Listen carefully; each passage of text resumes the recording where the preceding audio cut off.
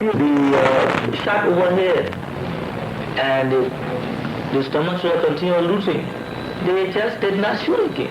Are you saying, Mr. Director, that the only way the people could have been stopped from doing the kinds of things they did was by killing them?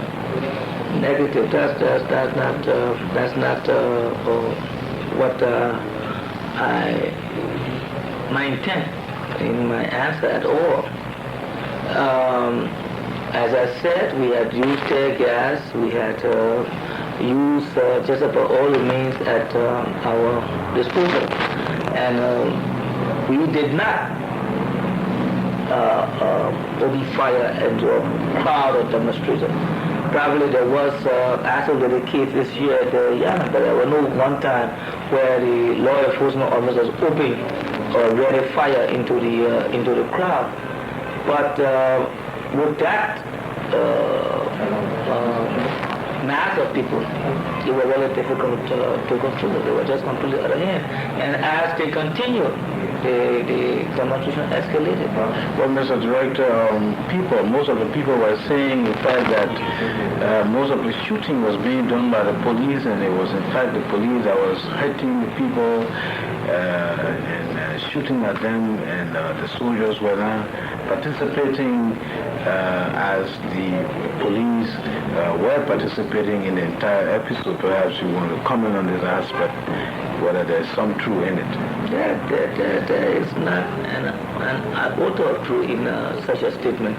The police had a job to perform was to stop the demonstrators. And as I said, we had specific instruction to be extremely careful in how we stopped it. And as I said, we were very cautious in what we did. There was rumors that the police was brutal and the soldiers were more passive and understanding.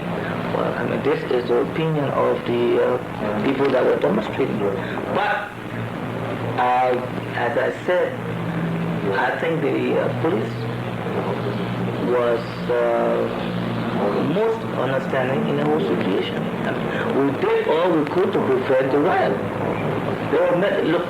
The riot continued late until in the evening. And at that time, there was very little in contact with the police. So there is no truth in the fact that the police pursued them shooting after the crowd. This is not true. If it was so, as I said earlier, it would have had 2, 3, up to 5,000 dead in the hospital, but this is not true. Well, Mr. Director, perhaps I'm wrong, but most of the looting that went on occurred during the night. And there were even rumors, we don't know how true they are, that some of the locks at stores and big business centers were broken by soldiers, and soldiers helped people to take some of these things out. After the day's activities during the day when the police was engaged, what other precautions activities would you devise so that in the evening more damage couldn't be done? Well, we had officers posted, and there were many stores. As you know, we are limited in our human manpower resources, and it was just impossible for us to cover the entire city at one time. And this is the reason why there was a joint operation. But is it true that the soldiers participated in breaking some of these places down? Well, I didn't see it. This is rumors I've heard, and I cannot verify them at this point. Well, Mr. Director, the curfew is still in progress.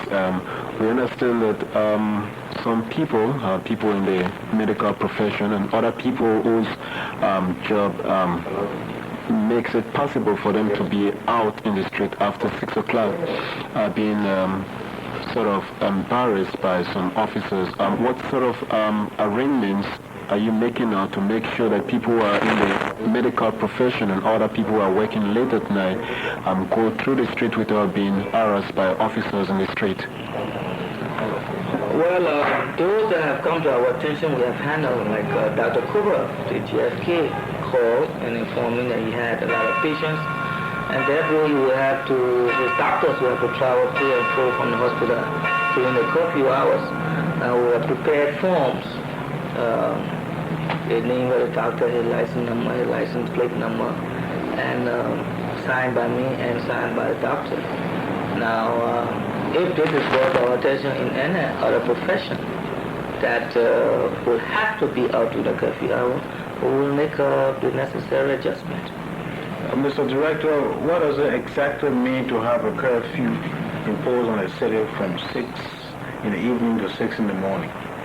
It means that the situation is as such that the government feels that everybody should be off the street from 6 to 6 in the evening in order that those that are out for the offense for which a curfew was announced. So that if the curfew is on and you are out, then you must be out for some specific reason, and then you are subject to arrest. And this is the reason why a curfew is necessary in order to get the situation that exists under control. How long is this curfew expected to be on? Well, we can say that it is on until we are sure that the situation is under control sufficiently to have citizens on the street. And then again, this is a measure also to protect the citizens from being molested or being unnecessarily injured. Well, finally, Mr. Director, if Patrick doesn't have any more questions, what lesson would you say that the police, the Liberian people, and just everybody might have learned from this particular incident?